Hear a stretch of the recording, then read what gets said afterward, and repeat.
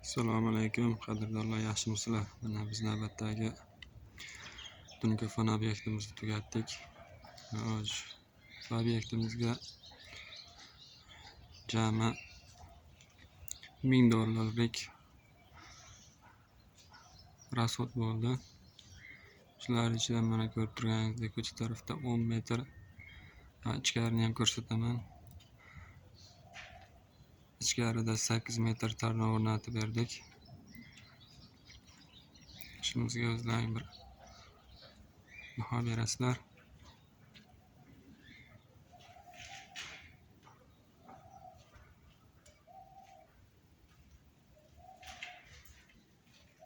Ozgina chalasi bor.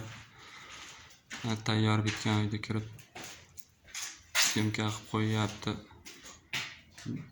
Yo birovlarning ishidan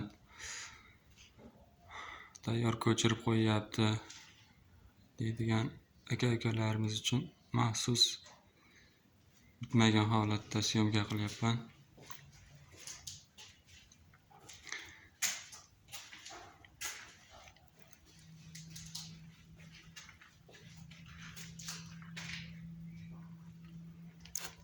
Videoda uncha kamchiliklar bo'lsa rozi bo'lasizlar. Men professional videochi emasman. Bu taraf qo'shlari ham bor.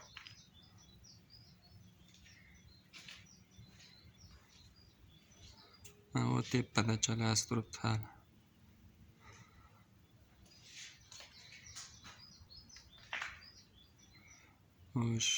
Bu obyektimizga jami $1000 rasxod bo'ldi. 18 metr sliv metrini 80 ming so'mdan mustahaq hamma yog'i ichida qo'yib berdik.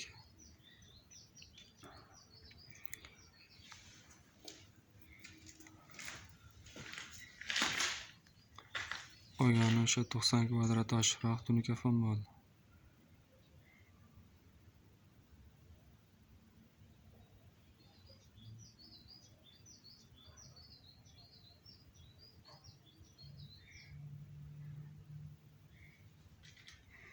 Mana o'zlaring baho berasizlar.